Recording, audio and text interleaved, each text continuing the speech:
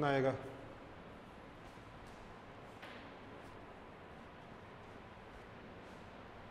Solve करने पर I2 का मान, I2 का मान आएगा, I2 का मान आएगा, ये आएगा -E1Z3, मैं यहीं लिख देता हूँ,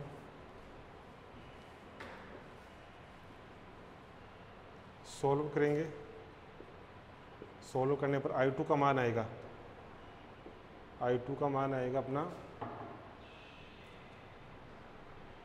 E1Z3 माइनस का E1Z3, Z1 Z2, Z2 Z3, Z3 Z1 plus E2 Z1 Z3 upon Z1 Z2, Z2 Z3, Z3 Z1, ये I2 का मान आ गया। इतनी मेहनत करनी पड़ेगी, ये सारा करना पड़ेगा, किसके लिए, I1 और I2 का मान निकालने के लिए। नोट करो इसको, I2 के मान को सेम प्रोसेस है, सिमिलरली करके लिख देंगे, या किसी को निकालना है तो वो निकाल के इसको देख लेगा। इसके लिए सबसे पहले इक्वेशन 2 में से I1, इक्वेशन 2 से I1 का मान निकालेंगे और इक्वेशन 2 से जो I1 का मान प्राप्त होगा इक्वेशन 1 में रखेंगे।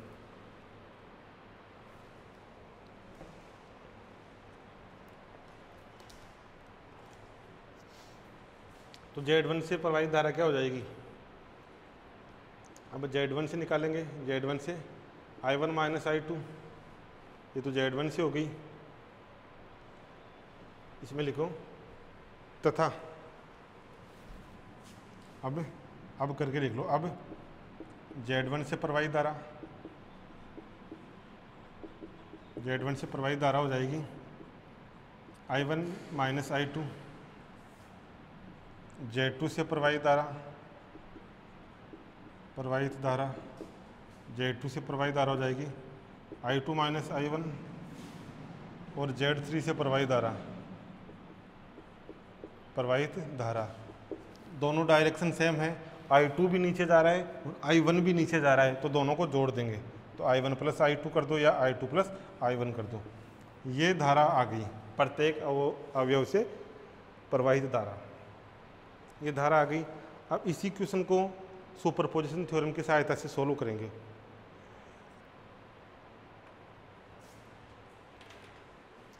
इसके लिए ये बहुत लंबा है, लेंथी है, इसको बिल्कुल इजी तरीके से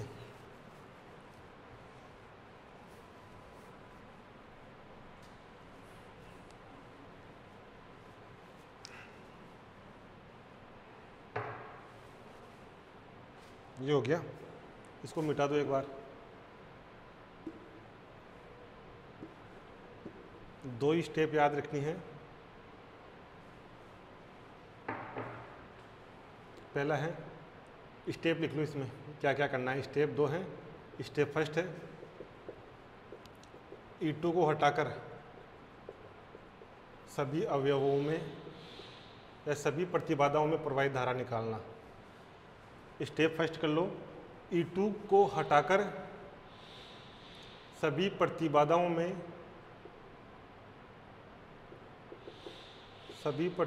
में प्रवाहित धारा ज्ञात करते हैं।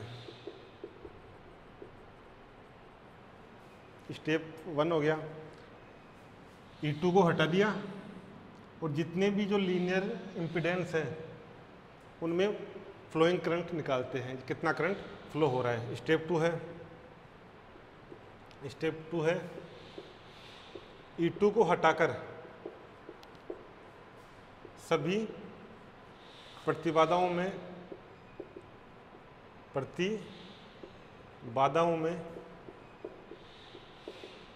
प्रवाहित धारा ज्ञात करते हैं।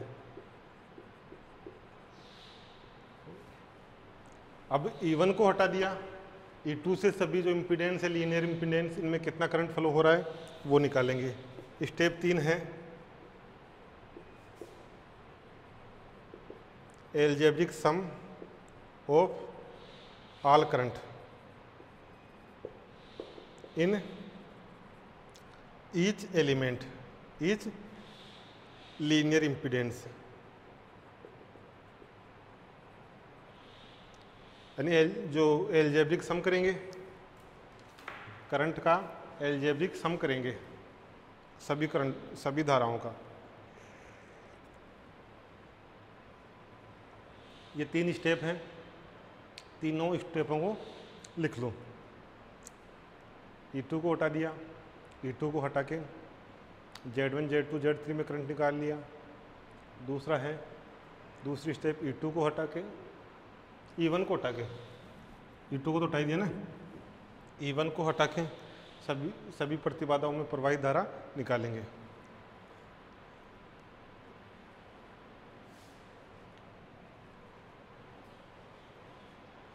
निकालो। स्टेप फर्स्ट,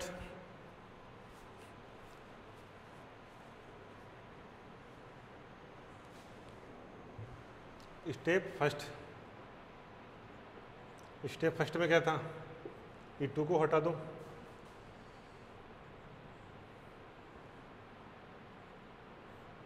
ये Z1 Z2 Z3, यहाँ E1 इसमें जो प्रवाहित करंट थी आपकी I1 डैश, इसमें थी I2 डैश और इसमें थी I3 डैश। Z3 में I3 डैश, Z2 में I2 डैश और Z1 में I1 डैश करंट।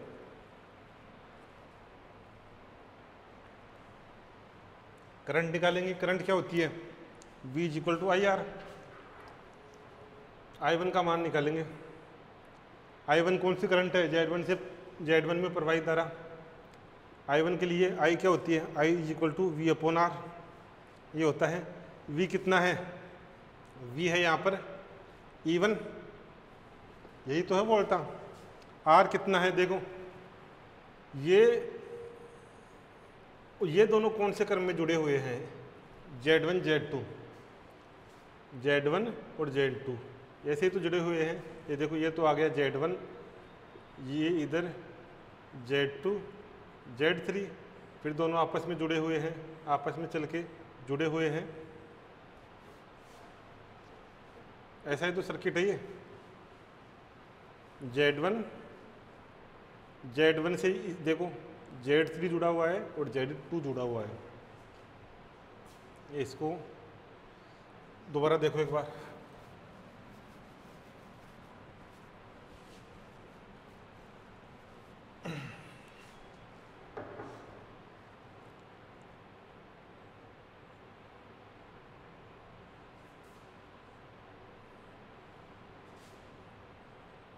ये आपका Z1 Z2 Z3 E1 step first चल रहा है, E2 को हटा ही दिया। इसमें में I1 डैश करंट जा रही है, Z3 में जा रही है I3 डैश और इसमें जा रही है I2 डैश। Z2 और Z3 ये कौन से कॉम्बिनेशन में है, पैरेलल में। ऐसा ही तो है ये Z1, ये Z2 Z1 Z3 दोनों जुड़ रहे हैं और वापस कहाँ पर आ रहा है, यहाँ पर। ऐसा ही तो सर्किट है ये। जैसे E1 से जुड़ा हुआ है Z1 से 2 टर्मिनल निकल रहे हैं Z2 Z3 और वापस आके यहाँ मिल रहे हैं और वापस E1 में मिल रहा है। तो यहाँ से करंट कितना हो जाएगा, I1 डैश हो जाएगा। I होता है V/R। तो I1 डैश कितना हो गया, I1 डैश हो गया E1। R कितना है, एक तो Z1 प्लस ये दोनों कौन सी कॉम्बिनेशन में है, पैरेलल में क्या होता है R1 R2/R1 प्लस R2। तो यहाँ से कितना हो जाएगा Z2 Z3 Z2 plus Z3। यहाँ से ये हो गया।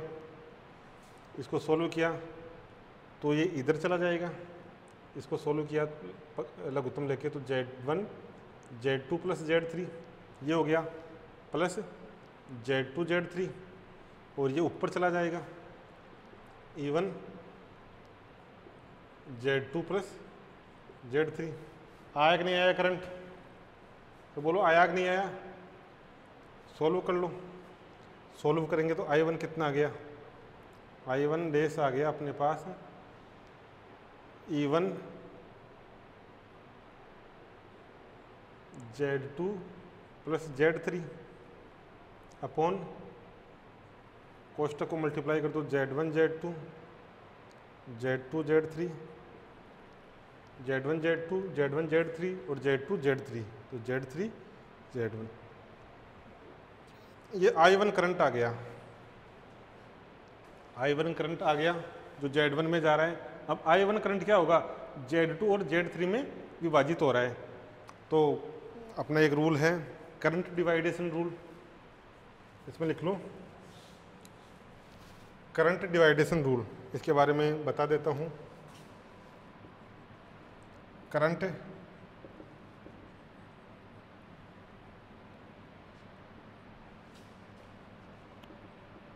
रूल,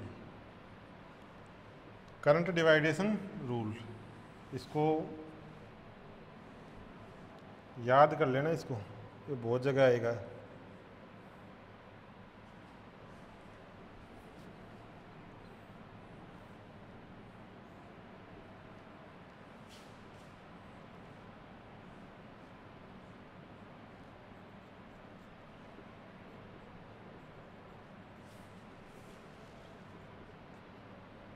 देखो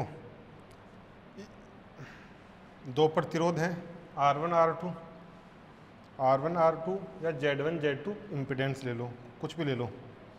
I1 करंट आ रहा है, I1 से कुछ भाग तो इसकी तरफ चला जाएगा, I1 मान लो R1 की तरफ जा रहा है, और कुछ भाग है R2 की तरफ जाएगा I2, मतलब I करंट है वो दो भागों में डिवाइड हो रहा है, I1 और I2 में। तो I1 का मान कितना होगा और I2 का मान कितना होगा ये देखेंगे। क्या करेंगे? इस I1 करंट देख रहे हैं, करंट I1 देख रहे हैं, दिखाई दे रहा है यहाँ I1 कितना होगा? I1 जितना करंट आ रहा है वो, जितना करंट आ रहा है वो मल्टीप्लाई जिस सोर्स में करंट नहीं जा रहा है, I1 जिसमें नहीं जा रहा है, I1 जा तो किस में रहा है? R1 में जा रहा है, R2 में नहीं जा रहा, तो जिसमें नहीं जा रहा है वो ले लो R2 और दोनों का सम कर दो R1 प्लस R2, ये हो गया। जिसमें से नहीं जा रहा है उसको ऊपर ले लो और दोनों का योग नीचे कर दो। दूसरा I2 भी ऐसे निकालेंगे, जो करंट आ रहा है वो ले लो इनटू I2 किस में जा रहा है? R2 में। किस में नहीं जा रहा? R1 में। जिसमें नहीं जा रहा है उसको ऊपर ले लो और R1 प्लस R2, ये करंट डिवाइडेशन रूल हो गया, ये करंट डिवाइडेशन रूल हो गया। ये हो ही गया यहाँ पर। अब I1 डेज का मान आ गया, I2 डेज का मान निकालो। I2 डेज मैं यहाँ लिख देता हूँ, इसको यहाँ लिख देता हूँ। I1 का मान आ रहा है, I1 डेज का मान आ रहा है E1 Z2 plus Z3 upon Z1 Z2 plus Z2 Z3 plus Z3 Z1, ये I1 डेज का मान आ गया। I2 डेज के लिए I2 डेज का मान कितना आ रहा है? I2 डेज ये है, तो जितना करंट है टोटल कितना है? I1 डेज करंट आ रहा है, जिसमें से फ्लो नहीं हो रहा है Z3 में से फ्लो नहीं हो रहा है, दोनों का योग Z2 प्लस Z3 कितना हो जाएगा? E1 Z2 plus Z3 upon Z1 Z2 plus Z2 Z3 plus Z3 Z1, I1 का मान हो गया, और Z3 upon Z2 plus Z3, इससे ये कैंसिल आउट, I2 का मान कितना आ गया, I2 का मान आ गया अपने पास E1 Z3 Z1 Z2 Z2 Z3 Z3 Z1, ये मान आ गया I2 डेज का मान। तो I2 डेज का मान लिख लो, I2 डेज का मान आया E1 Z3 upon Z1 Z2 Z2 Z3 Z3 Z1। I3 days का मान, I3 डेज का मान कैसे निकालेंगे, I3 डेज का मान बताओ, जितना करंट आ रहा है वो I3 डेज, कितना करंट आ रहा है आपका, ये करंट आ रहा है I1 डेज करंट आ रहा है, मल्टीप्लाई जिसमें करंट नहीं जा रहा है I3 डेज किस में नहीं जा रहा, Z2 में नहीं जा रहा, और दोनों का योग Z2 प्लस Z3। इसका मान पुट कर दो, I1 का मान पुट करेंगे तो E1 Z2 plus Z3 upon Z1 Z2 plus Z2 Z3 Z3 Z1, मान पुट कर दिया into Z2 upon Z2 plus Z3, cancel out. अपने पास क्या बचा, अपने पास I3 डेज का मान बचा E1 Z2 Z1 plus Z1 Z2 Z2 Z3 plus Z3 Z1, ये मान बचा। I3 डेज का मान ये हो गया। तो I3 डेज का मान कितना है अपने पास, यहाँ लिख लेता हूँ मैं। I3 डेज का मान आया E1 Z2 Z1 Z2 Z2 Z3 Z3 Z1, ये तो आगे स्टेप 1 के अंदर। स्टेप 2 के अंदर, स्टेप 2 के अंदर निकालो, स्टेप 2 के अंदर हो जाएगा, स्टेप 2 के अंदर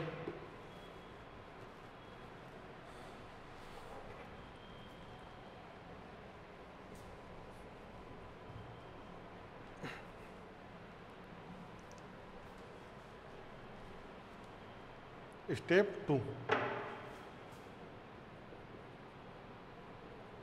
स्टेप 2 में क्या करेंगे, E1 को हटा देंगे। लो भाई E1 को हटा दिया,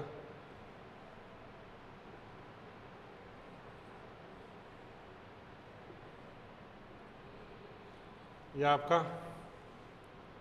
E2, ये Z1 Z2 और Z3,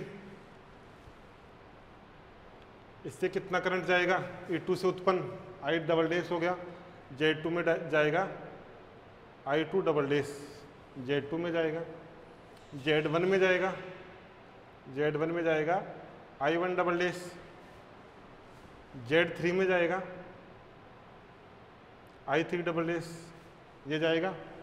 सबसे पहले I2 डबल डैश निकाल लो, I2 double dash, I2 double dash के लिए V is equal to I R से I हो जाएगा V अपॉन R। V कितना है, I यही तो होगा V अपॉन R। V कितना है E2 R देखो ये दोनों कौन से क्रम में है, अब देखो ये दोनों चल रहे हैं, मतलब इस बिंदु पे और इस बिंदु पे कौन से क्रम में है, Z1 और Z3 सीरीज में या पैरेलल में, पैरेलल में क्या होता है R1 R2 upon R1 plus R2, तो ये पैरेलल में है तो क्या हो जाएगा, ये हो जाएगा Z1 Z3 upon Z1 plus Z3, तो ये हो जाएगा, ये जुड़ जाएगा ये वाला तो कुल प्रतिरोध के लिए, और ये हो जाएगा Z1 Z3 Z1 plus Z3।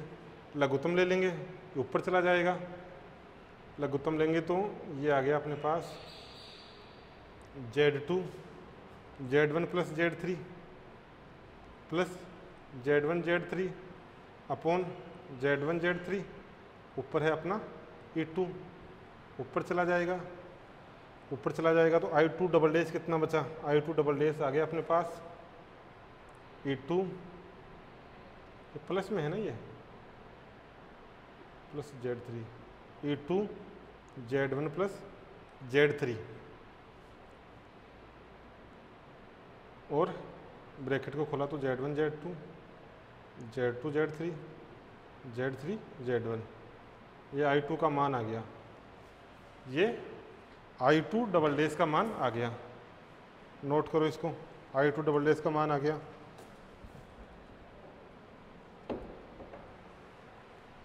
अब I1 डबल डेज का मान निकालेंगे, I2 डबल डेज का मान निकालेंगे।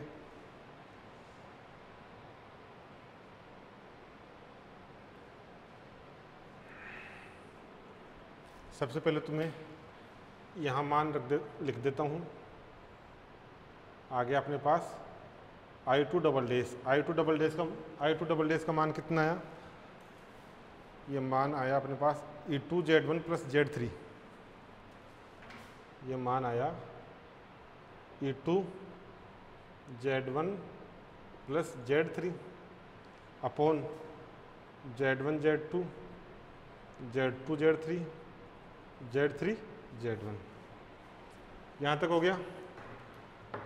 इसके बाद वही अपना करंट डिवाइडेशन रूल, यही तो हो रहा है यहाँ पर। देखो इसको मैं इजी वे में बना लूँ एक बार। यह आपका है Z2 से ये Z1 और ये Z3, सही। आगे जाके मिल रहे हैं आपस में और वापस ऐसा हो रहा है, ठीक है। इसको तो मैं मिटा दूँ एक बार, अपन को तो करंट देखना है। करंट की डायरेक्शन है ये वाली डायरेक्शन। इसमें कितना करंट है? I2 double days. I2 double days आगे जाके दो भागों में डिवाइड हो रहा है, एक तो I1 डबल डेज, एक I3 डबल डेज। यही तो हो रहा है इस सर्किट में। देखो I2 आ रहा है तो वो दो भागों में डिवाइड हो रहा है, एक Z1 में जा रहा है और एक Z3 में। यहाँ भी यही हो रहा है, I2 आ रहा है, I2 डबल डेज एक Z1 में जा रहा है और एक Z3 में जा रहा है, ठीक है। I2 का मान पता है ही। I1 डेज का मान कैसे निकालेंगे? I1 डबल डेज का मान निकालेंगे, जितना करंट आ रहा है तो आ कितना रहा है? I2 डबल डेज आ रहा है। जितना करंट आ रहा है वो करंट किस में नहीं जा रहा? वो करंट किस में नहीं जा रहा? Z3 में नहीं जा रहा, तो Z3 अपॉन दोनों का योग Z1 plus Z3, Z1 plus Z3। अरे यही तो है I3 days, I3 double days. इस वाले में करंट कितना, करंट जितना करंट आ रहा है I2 डबल डेज इंटू जिसमें नहीं जा रहा है I3 Z1 में नहीं जा रहा, दोनों का योग Z1 प्लस Z3। यही तो है। मान पुट कर दो। मान पुट करेंगे तो I2 डबल डेज का मान आ रहा है E2 Z1 plus Z3 upon Z1 Z2 Z2 Z3 Z3 Z1 into Z1 plus Z3, ये वाला। इससे ये कैंसिल आउट। I3 डेज का मान बचा अपने पास। I3 का मान आया E2 Z1 Z2 plus Z2 Z3 Z1। I3 का मान आ गया।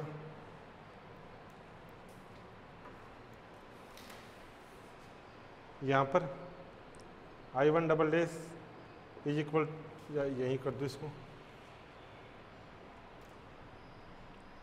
मान रखो I2 डबल डेज का मान है E2 Z1 plus Z3 upon Z1 Z2 Z2 Z3 और Z3 Z1।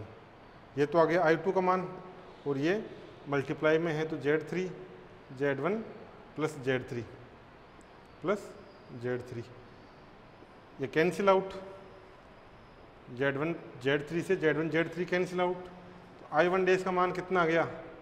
I1 डेज का मान आ गया E2 Z3 upon Z1 Z2 Z2 Z3 और Z3 Z1। ये I1 डबल डेज का मान आ गया।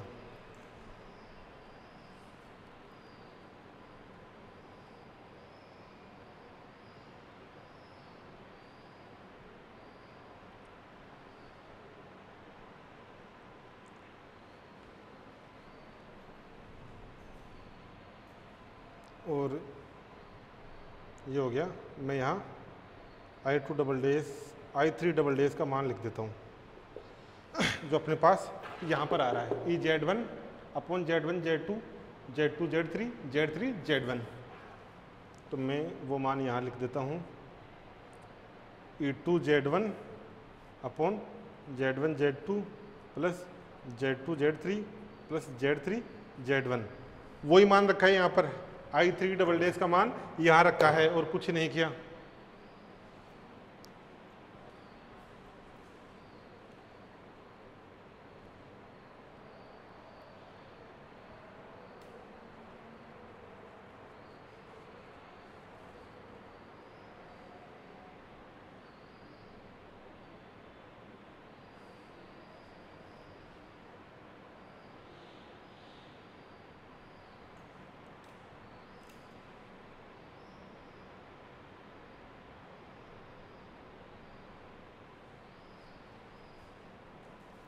इसके बाद इसको तो कर दो साफ और डायग्राम में देखो, इसको तो कर दो साफ। अपना स्टेप 2 हो गया। स्टेप 3 क्या था? Algebraic sum of all current of each element. यहाँ देखो, इसमें current flow I1 double dash, इस वाले के कारण इसमें करंट फ्लो, ऊपर लिख देता हूँ मैं इसको, I1 डबल डैश, इसमें current flow I2 dash, dash ही तो था इसके कारण, इसमें current flow I3 dash. E2 के कारण इस डायरेक्शन में, E2 के कारण ये करंट थी आपकी I2 डबल डैश, Z3 में थी I3 डबल डैश और Z1 में थी I1 डबल डैश। ये हो गया। अब Z1 में कुल, Z1 में अवयव Z1 में प्रवाहित कुल धारा, Z2 में प्रवाहित कुल धारा और Z3 में प्रवाहित कुल धारा एल्जेब्रिक सम होगा। इसकी डायरेक्शन ये है, तो ये माइनस का चिन्ह, इसका ये माइनस का चिन्ह, दोनों की सेम डायरेक्शन, दोनों प्लस प्लस। तो Z1 से प्रवाहित कुल धारा, यार एक प्रतिबाधा Z1, प्रतिबाधा Z1 से प्रवाहित कुल धारा, प्रवाहित कुल धारा कितनी हो जाएगी? इज इक्वल टू, बोलो, या इसको I3 मान लो, सॉरी I1 मान लो, या प्रवाहित कुल धारा होगी I1 dash minus I1 double dash. इसी प्रकार प्रतिबाधा Z2 से प्रवाहित कुल धारा, देखो Z1 के पास पहले क्या है, E1 ज़्यादा पास है तो I1 डैश में से घटाएंगे, यहाँ E2 पास है तो I2 डबल डैश में से घटाएंगे, I2 डबल डैश में से घटाएंगे I2 डैश। पास में कौन सा है? E2, तो ज़्यादा करंट कौन सी होगी? I2 double dash. तीसरा है आपका प्रतिबाधा Z3 से प्रवाहित कुल धारा, Z3 में क्या होगा? I3 डैश भी नीचे जा रही है, I3 डबल डैश भी नीचे जा रही है, डायरेक्शन सेम है, एल्जेब्रिक सम होता है या वेक्ट्रिक सम होता है, वेक्टर सम होता है तो जुड़ जाएगा I3 dash plus I3 double dash. ये हो गया। मान निकाल लो, घटाना ही तो है। I1 डैश ये हो गया था अपने पास E1 Z2 plus Z3, Z1 Z2 Z2 Z3 Z3 Z1 minus I1 dash ये वाला E2 Z3 Z1 Z2 Z2 Z3 Z3 Z1, ये वाला हो गया। अरे ये हो गया ना, ये I1 का मान अपने शुरू में जो इक्वेशन 1 थी वो आ गई I1, ये हो गई I2 और ये I3। I3 क्या होती थी? I1 plus I2। I2 वाला कितना आ जाएगा? I2 आ जाएगा I2 डबल डैश कितना था? E2 Z1 plus Z3 Z1 Z3 sorry Z1 Z2 Z3 Z1। अब अपना माइनस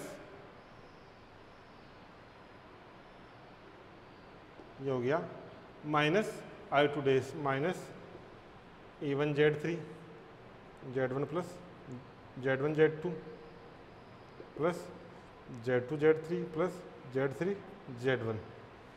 ये I2 करंट का मान हो गया। I3 करंट के लिए दोनों जुड़ जाएंगे, या तो इन दोनों को जोड़ दो या अपने पास जो करंट आ रहा है उनको जोड़ दो।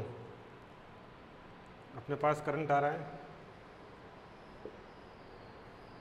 E1 Z2 Z1 plus Z2 sorry ये Z1 Z2 plus Z2 Z3 plus Z3 Z1 plus direction same है दोनों की। I3 डबल डैश का मान कितना आ रहा है? I3 डबल डैश का मान आ रहा है E2 Z1 Z1 Z2 Z2 Z3 Z3 Z1। ये आ गया आपका I3 का मान, यानी ये तो गया इसका मान, इसके बराबर ये आ गया। ये कुल प्रवाहित धारा आ गई। इसको नोट कर लो।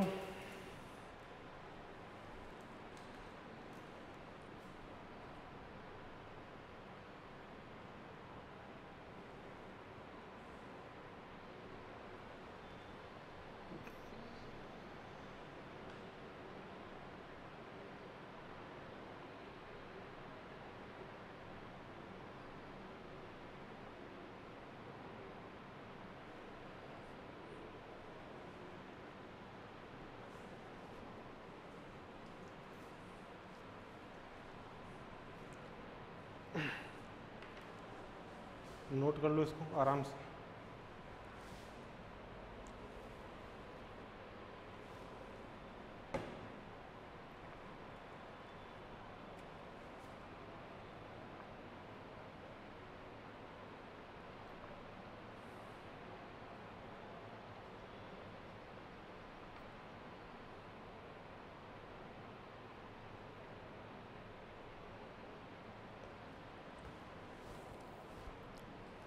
ये आपकी सुपरपोजिशन थ्योरम कंप्लीट हो गई है। इसके 3 या 4 न्यूमेरिकल देखेंगे अपन, 3 या 4 न्यूमेरिकल, उससे समझ में और आ जाएगी। इसी पे बेस्ड एक थ्योरम है रेसिप्रोसिटी थ्योरम, पारस्परिकता प्रमेय, वो भी देखेंगे। ये मोस्ट थ्योरम है, मोस्ट। ठीक है, आज के लिए इतना ही। इसको देखते हैं, आगे इसके न्यूमेरिकल कल देखते हैं। पढ़ना इसको।